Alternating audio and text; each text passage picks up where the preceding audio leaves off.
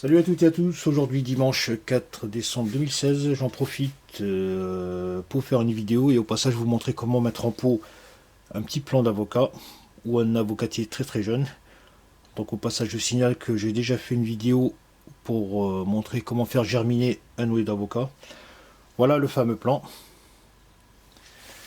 Donc je vais ôter la protection, donc ça je l'avais mis pour protéger le système racinaire de la lumière. Donc on peut également mettre de l'aluminium. Vous prenez des tablettes de chocolat. Quand vous en consommez, vous stockez le papier. Ça fera largement l'affaire lorsqu'on fait donc la germination de noyau. Donc voilà à quoi ça ressemble. Donc c'est une opération qui est à la portée de tout le monde, sans exception.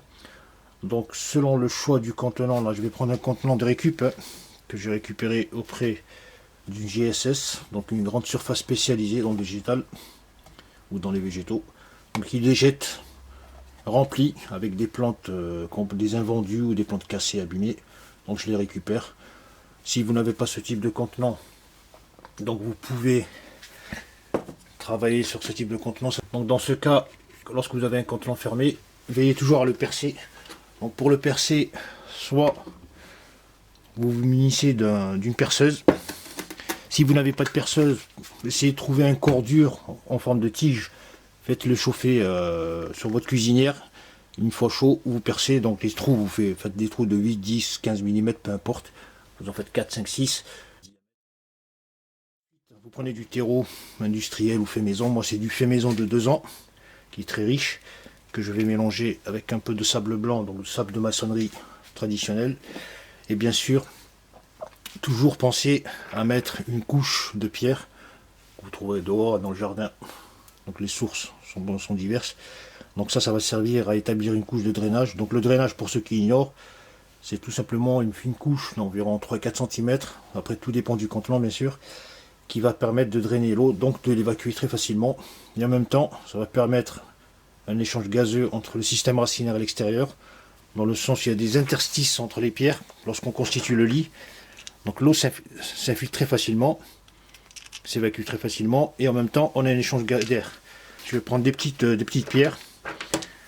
Voilà, c'est pas la peine de charger à bloc, 3-4 cm. Il y a à peu près 2-3 cm, c'est très suffisant. Comment je fais? Je mets du sable.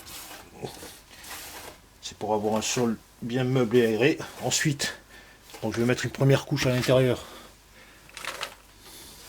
Donc en fonction des racines, bien sûr. Donc j'en mets pas trop, juste comme ça. Je vais tasser un petit peu. Donc vous voyez, les noyaux, ils peuvent se séparer, vous voyez. Quand j'extrais, alors dans ce cas, vous voyez, il y a eu séparation. C'est un peu comme des réservoirs de fusée, les noyaux. Ils sont pleins d'énergie qui vont permettre la croissance, de lancer la croissance du plant. Et une fois que le plant a cru, donc il ne sert plus à grand chose, mais comme il est attaché, je ne vais pas le stresser. Vous voyez à quoi ça ressemble, je vais vous montrer, on en profite. Donc il y a l'autre bout déjà qui s'est détaché, qui a été largué par la plaie, il s'est détaché automatiquement. Vous voyez le système racinaire. Et donc là, avec ce bout, c'est très suffisant. Vous voyez ici les racines en croissance. Donc maintenant dans le sol, qu'est-ce qui va se passer? Elles vont se développer très vite. Voilà à quoi ça ressemble tout simplement. Les racines d'un avocatier. Donc ici à la rigueur, je pourrais même les tailler, vous voyez. Donc n'ayez pas peur de tailler les racines. Bon, pas trop, on va dire du tiers ou du quart. Si vous avez des racines trop longues, bon, dans mon cas, on va dire que ça va faire l'affaire. Voilà, donc je le mets comme ça. Donc ici, il est encore attaché. Donc je fais gaffe à ôter délicatement cette petite barre, ce fil de zinc là. Voilà. Donc il faut y aller délicatement sans forcer. L'épingle à cheveux. Voilà, maintenant c'est propre. Et je peux l'enfouir délicatement. Donc là, si je vois, voilà, ça fait comme ça, vous voyez, à l'intérieur. Donc je vais progressivement rajouter le mélange terre-terreau. Donc le but, c'est pas de l'enfouir totalement avec le noyau, on va dire à mi-noyau. Donc je vais vous remontrer ce que j'ai oublié de le dire. Donc je vais enfouir jusqu'ici, à mi-noyau, où s'arrêtent les racines, vous voyez. On a les racines qui sont ici. Je vais mettre juste au-dessus à mi-noyau pour éviter le pourrissement.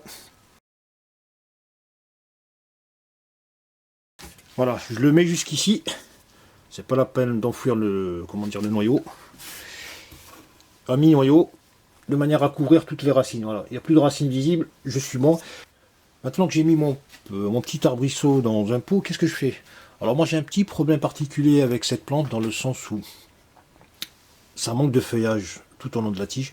Bon, regardez ma vidéo de comment faire germer un noyau d'avocat, dans lequel j'explique pourquoi, la raison du manque de feuillage. Donc ici, on a la tige, on a le feuillage, et à l'extrémité de la tige, en prolongation, on a une petite pointe qui s'appelle l'apex. Je vais vous la montrer de manière rapprochée. L'apex, ouais, c'est cette petite pointe ici. Alors pour favoriser la croissance latérale, il va falloir que, si vous voulez, je fasse une coupure ici, une coupure d'eau. En fait, je vais créer un genre de sens interdit, dans le sens où, lorsque la sève va monter, elle va arriver ici. Donc, comme c'est un sens interdit, elle va être redistribuée au niveau de la tige pour créer donc du bois, du feuillage sur les côtés.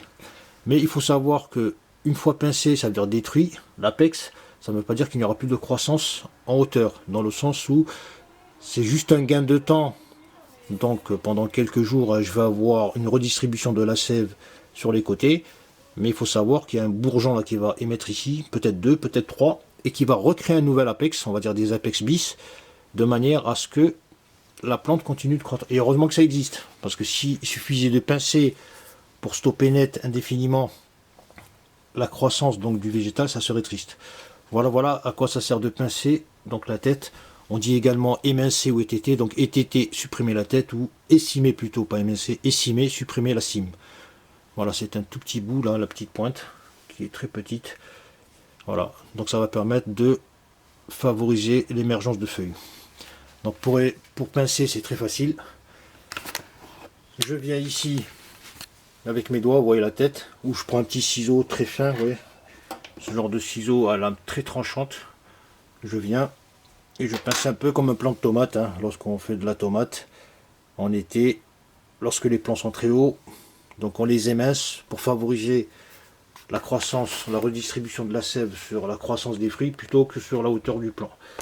Voilà, une fois qu'on a mis le très jeune plant d'avocatier dans le pot, qu'on a supprimé l'apex pour favoriser la végétation latérale du plant, on va s'attarder sur l'hydratation, l'irrigation. Là, dans ce temps, je ne l'ai pas encore irrigué.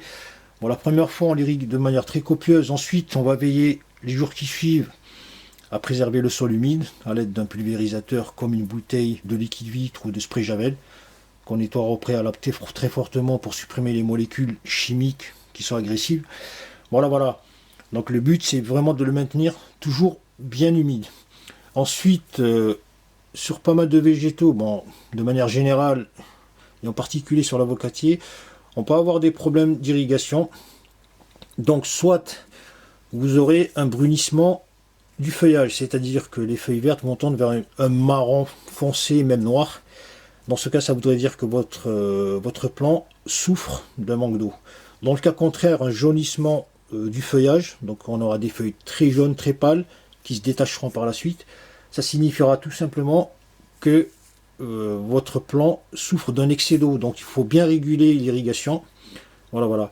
Et pour aller plus loin, il peut se passer que sur le feuillage, on ait l'apparition de corps étranges. Ça peut être des champignons, ça peut être des taches, ou ça peut être même des insectes qui sont annonciateurs de quelque chose.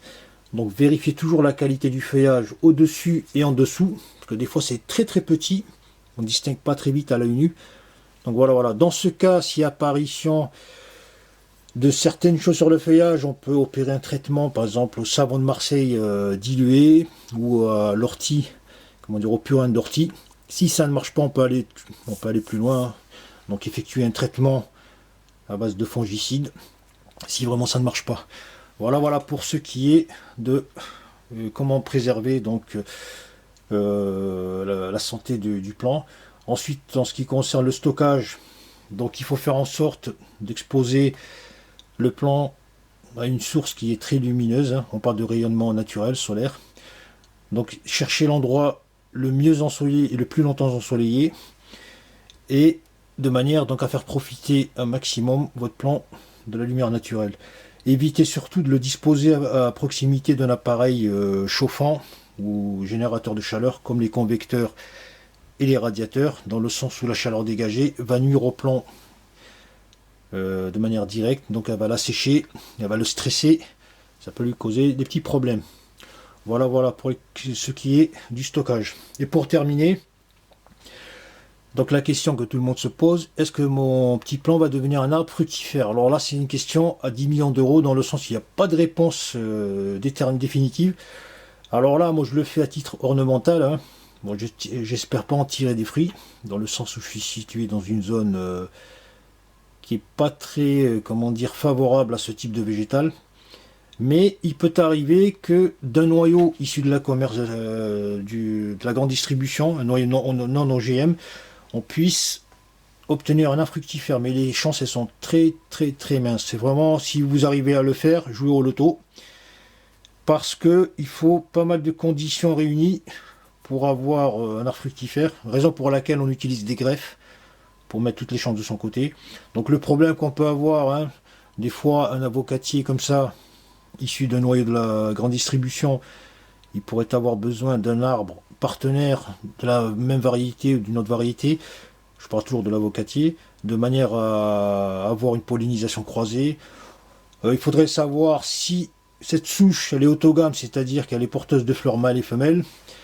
Ensuite, bien sûr, on a la qualité d'ensoleillement, la qualité du sol. Donc il y a pas mal de paramètres à réunir pour aboutir à un arbre fructifère.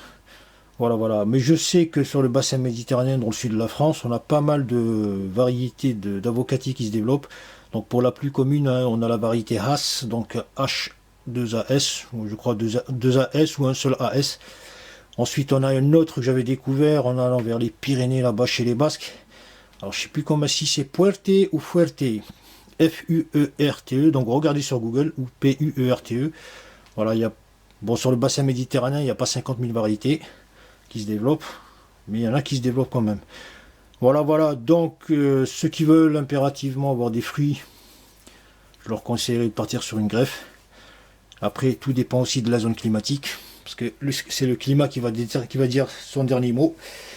Voilà, quoi qu'il en soit, pour en faire un arbre ornemental, il n'y a pas de souci.